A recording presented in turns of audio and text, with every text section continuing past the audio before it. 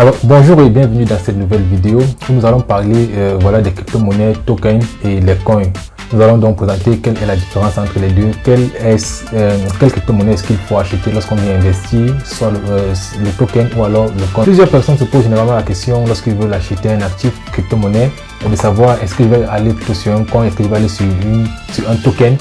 Quelle est la différence entre les deux, quel est le plus avantageux.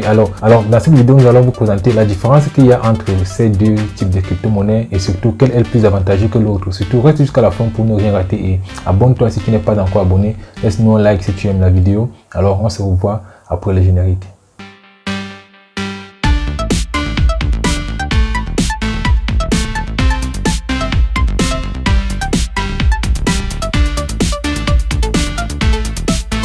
Alors, avant d'entrer dans le vif du sujet, je vais vous spoiler un peu sur l'un des projets de Light Finance. En effet, vous savez, il y a cela quelques temps, nous avons mis en ligne notre exchange qui est disponible déjà en ligne et vous pouvez trouver le lien de l'exchange en description de cette vidéo. Vous pouvez aller de façon sécurisée, acheter et revendre vos crypto-monnaies, que ce soit le Bitcoin, le BNB, les USDT et bien d'autres qui viendront dans l'avenir. Alors, à côté de l'exchange, donc, nous aurons également un produit qu'on va appeler Light Earn qui permettra voilà, de pouvoir mettre de l'argent pour avoir des pourcentages et tout, comme ça se passe sur certains autres exchanges, que ce soit les stacking et autres. Il a donc été important pour nous pour pouvoir voilà, bénéficier de ces différents produits-là. Nous avons donc pensé à créer également notre propre crypto-monnaie. Et c'est donc dans la réflexion de tout ça que nous avons également étudié la question qui revient à tout moment par les utilisateurs. Beaucoup de personnes ne savent pas s'ils doivent acheter plutôt des tokens, s'ils doivent acheter des crypto-monnaies, s'ils doivent acheter des coins, autant pour moi. Pour mieux comprendre cela, voyons d'abord c'est quoi le coin et c'est quoi le token. Alors tout simplement, une crypto-monnaie de type coin est une crypto-monnaie qui est créée sur sa propre blockchain. On parle ici de Bitcoin, on parle de BNB, on parle de Solana et bien d'autres que vous pouvez citer. Il en existe également plusieurs. Alors, les crypto-monnaies de type coin sont généralement également appelées les altcoins pour dire alternatives au Bitcoin. Donc, le Bitcoin, c'est, comme on dit souvent, c'est l'ancêtre de toutes ces différentes crypto-monnaies-là. Un token, quant à lui, est une crypto-monnaie qui repose sur une blockchain existante. Par exemple, sur la blockchain de Binance, sur la blockchain de Solana et autres. Il y a plusieurs autres crypto-monnaies qu'on peut créer à partir de cela. Et c'est dans ce type de crypto-monnaie qu'on appelle les tokens. Il en existe plusieurs, beaucoup plus même que les coins. On peut citer par exemple FTX, on peut citer les GMT, les GST, pour ceux qui connaissent Stephen. Vous devez très sûrement connaître les GST, les GMT, qui sont des tokens qui sont développés sur la blockchain de Solana et de Binance et bientôt également sur la blockchain de Avalanche. À cet effet-là, vous l'aurez donc compris, il existe beaucoup plus de tokens que de coins parce que voilà, sur une blockchain, il ne peut en avoir qu'une et une seule coin, crypto-monnaie coin, même s'il existe plusieurs blockchains. Donc sur une blockchain, il y a une seule crypto-monnaie de type coin.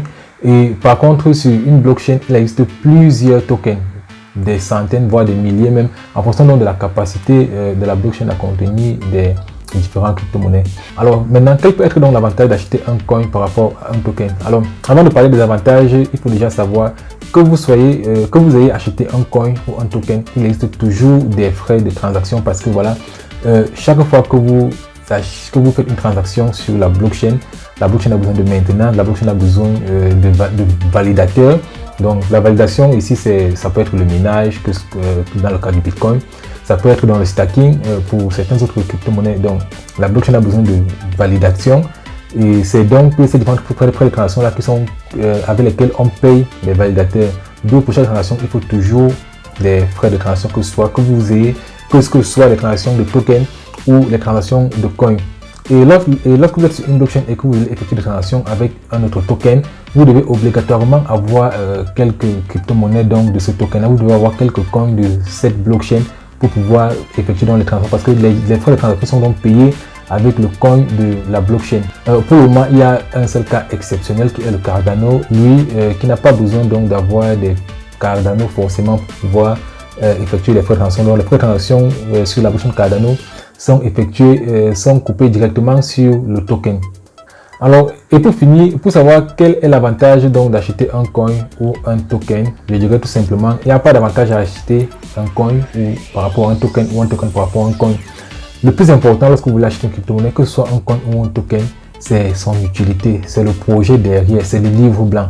Donc peu importe si vous voulez acheter un coin, si vous voulez acheter un token, il faut bien étudier le livre blanc, il faut bien étudier le projet, il faut faire une analyse fondamentale pour pouvoir se lancer sur une crypto-monnaie ou sur une autre.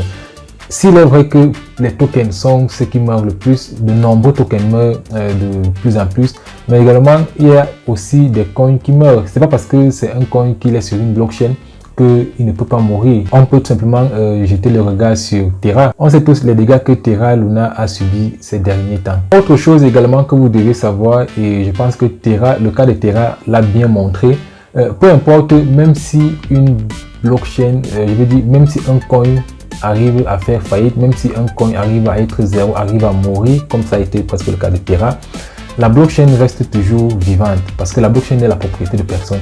Le coin, quant à lui, est une propriété d'une entreprise, d'une personne, je ne sais pas trop. En fait, c'est une entité qui a créé un coin. C'est une entité qui crée peut-être une blockchain se basant sur les spécificités des blockchains. Mais en fait, une blockchain ne peut mourir même si l'entreprise, même si l'entité qui l'a créée vient à mourir parce que ce n'est pas contrôlé par une entité.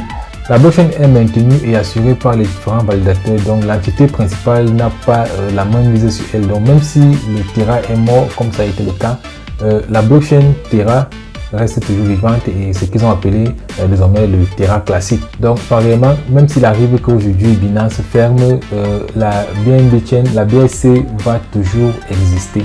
Peu importe ce qui se passe, la BSC va toujours exister.